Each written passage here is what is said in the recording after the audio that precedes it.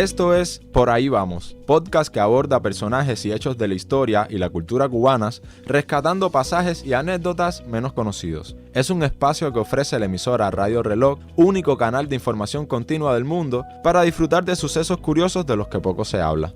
Hoy volvemos Iraida Calzadilla y Eduardo Quintana para hablarles de los libros copiadores de recetas más importantes de Cuba. A propósito, Eduardo, ¿tú conocías que desde las primeras décadas del siglo XX el llamado farmacéutico regente era quien en muchas partes del mundo elaboraba el remedio ordenado por el médico? Y eso no terminaba ahí. La labor concluía cuando el farmacéutico transcribía al libro copiador la fórmula transformada ahora en receta. Iraida, hoy apenas se habla en Cuba sobre esa peculiaridad patrimonial. Sin embargo, aquí se conservan libros copiadores de recetas como los de las droguerías Johnson, Taquechel y Sarrá en La Habana, y los de la botica francesa del Dr. Ernesto Triolet en Matanzas. Estos últimos inscritos en el Registro Nacional Cubano del Programa Memoria del Mundo de la UNESCO. Eduardo, te propongo comenzar por el copiador de recetas del Dr. Manuel Serafín Johnson Larralde, propietario de la farmacia que lleva su nombre, fundada en 1883 y ubicada en el edificio de las calles Obispo y Aguiar en La Habana Vieja.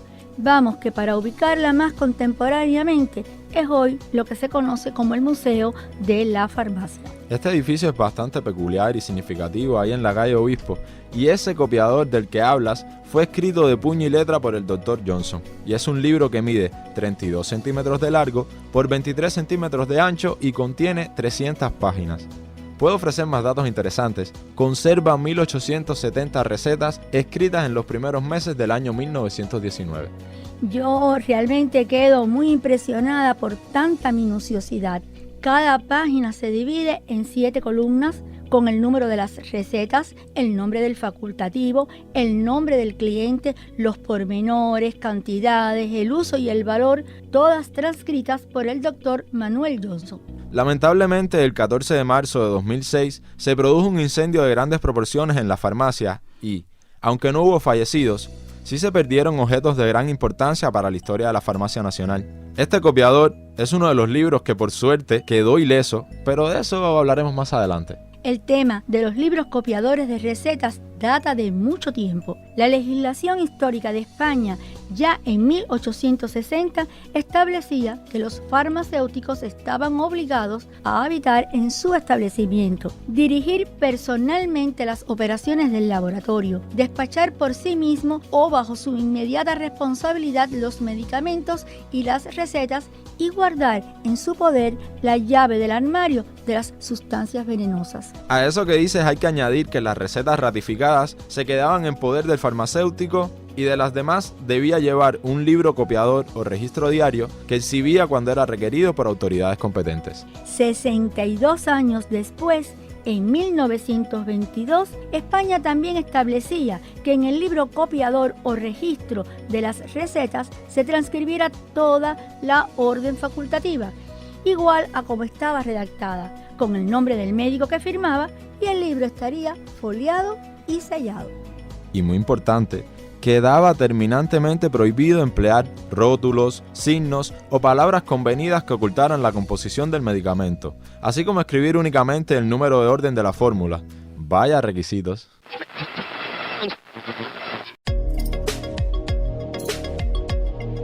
Esto es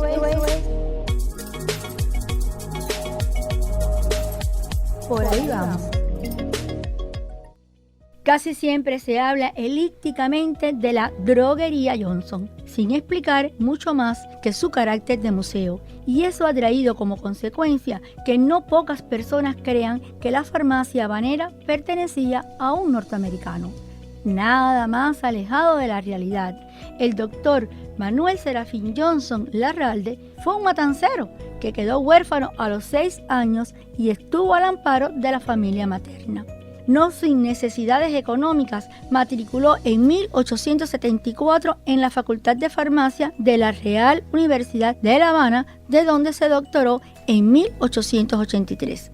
Por su prestigio y talento, fue decano interino de la Facultad de Medicina y Farmacia en varias ocasiones, presidente de la comisión de la Escuela de Farmacia encargada de redactar mociones orientadas a reformar incompatibilidades y precedencias que regían los estudios en ella, y actuó también como presidente del Tribunal de Grados de Farmacia. Cuando el catedrático Manuel Serafín Johnson Larralde falleció inesperadamente el 3 de noviembre de 1922 en La Habana, en su honor el rector Carlos de la Torre Huerta suspendió las clases mientras permaneció de cuerpo presente el cadáver y dispuso colocar cortinas negras en lugares señalados de la universidad. La Gran Farmacia Johnson, que así se llamó en sus inicios en 1886, fue ejecutada por la reconocida firma Purdy & Anderson. Su interior destacaba por las maderas preciosas del mobiliario, las portentosas estanterías y mostradores y el glamour del mármol, el bronce y la cristalería. Era un establecimiento sumamente elegante que comercializaba jarabes, ungüentos, remedios, productos farmacéuticos como los aceites y elixires del complejo B, a los que la familia Johnson adicionó en sus propuestas insecticidas, desinfectantes, productos biológicos y químicos, sueros y sulfas que importaron y exportaron. Muy reconocida fue la perfumería, con las aguas de lavanda, verbena y violeta. Como se dice, estaba en lo más selecto del ramo farmacéutico.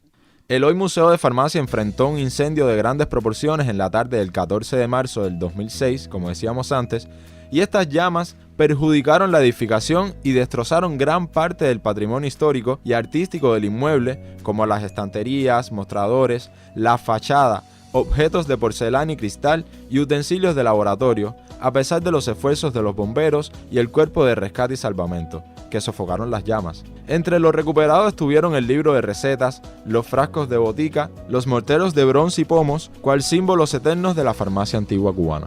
Eduardo, vamos a reiterar a nuestros amigos oyentes que transmitimos desde Radio Reloj, el único canal de información continua del mundo. Hoy hablamos sobre los libros copiadores de recetas en el ámbito cubano, un mundo fascinante que integra el retrato de una centuria y forma parte de la amplia cultura cubana. Iraida, es bueno aclarar que este libro del Dr. Manuel Serafín Johnson Larralde, fundador de la farmacia droguería que lleva su apellido, no es el único de su tipo, pero sí el más antiguo, al menos en La Habana.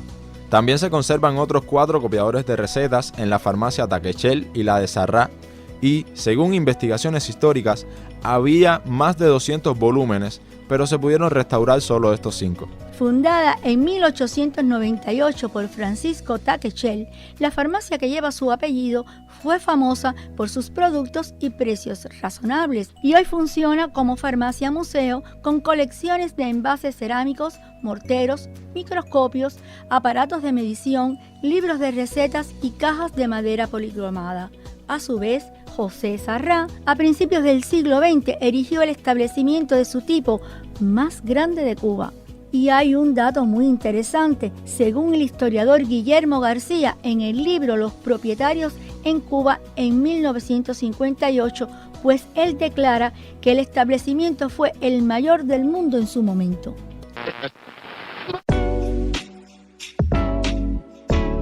Esto es Por ahí vamos. Iraida, hoy hemos estado haciendo un recorrido por estos libros copiadores de recetas cubanos, pero ha sido bueno dejar para el final al de la botica francesa de Ernesto Triolet, francés que revalidó su título de doctor en farmacia en la Universidad de La Habana en 1866.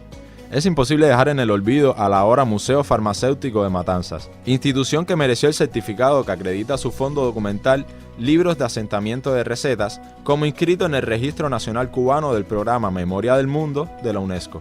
Marcia Brito, la primera y emblemática directora del museo, afirma que allí se conserva una importante colección documental que incluye 55 libros que recogen las fórmulas elaboradas diariamente en la botica, y también los nombres de los médicos que las prescribían.